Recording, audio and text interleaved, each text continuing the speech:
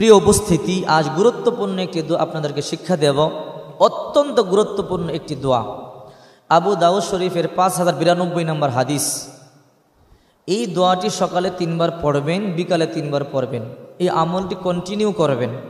যারা চোখে কম দেখেন, চোখে হাত রেখে 3 বার পড়বেন, ইনশাআল্লাহ অতি দ্রুত চোখে ভালো দেখবেন। সুবহানাল্লাহ বল।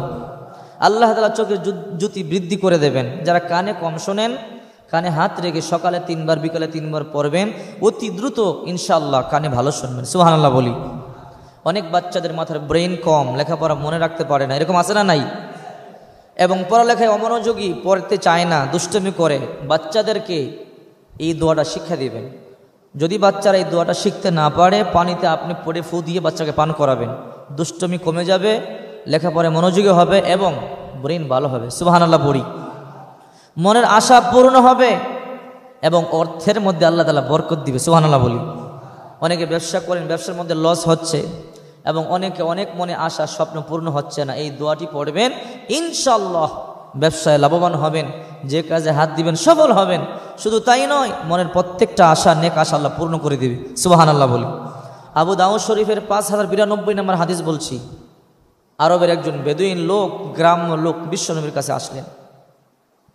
এসে বলে, ইয়া রাসূলুল্লাহ, আমি দুর্বল হয়ে পড়েছি, অসহায় হয়ে পড়েছি, অসুস্থ হয়ে পড়েছি। দুনিয়া আমার থেকে পশ্চাৎবরণ করেছে।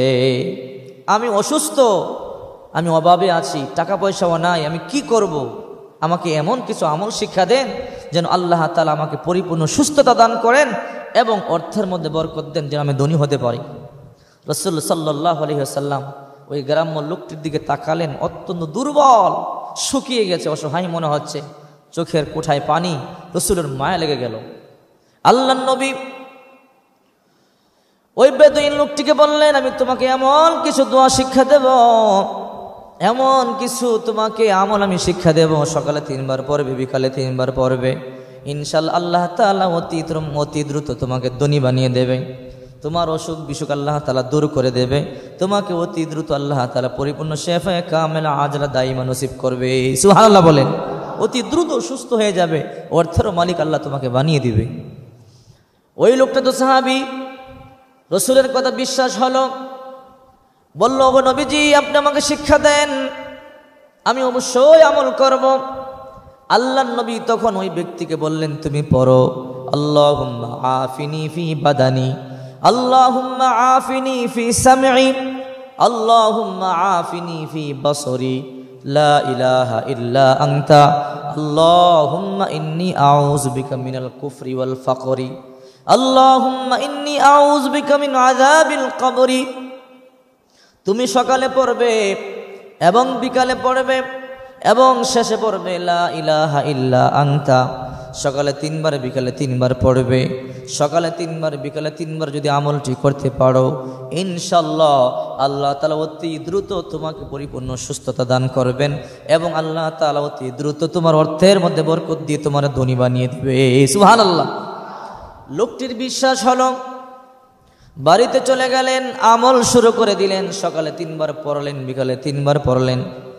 ওই গ্রাম্য ব্যক্তি 1 সপ্তাহে পড়ে হাসতে হাসতে আল্লাহর নবীর কাছে আসলেন। আল্লাহর নবী বললেন, ভাই, 1 সপ্তাহ আগে তুমি কান্না করেছ, তোমার চোখের কোঠায় পানি দেখেছি, আর এখন তুমি হাসতেছো, কারণ কি? বলো, ওগো নবীজি, আমি ঋণগ্রস্ত হয়ে পড়েছিলাম, আমি বড় অভাবে ছিলাম, ও নবী, আমি বড় অসুস্থ ছিলাম। আপনি যখন আমাকে দোয়া শিক্ষা দিলেন, সকালে 3 বার, বিকালে 3 বার পড়লাম, আল্লাহর উপরে বিশ্বাস রেখে আমল শুরু করে দিলাম।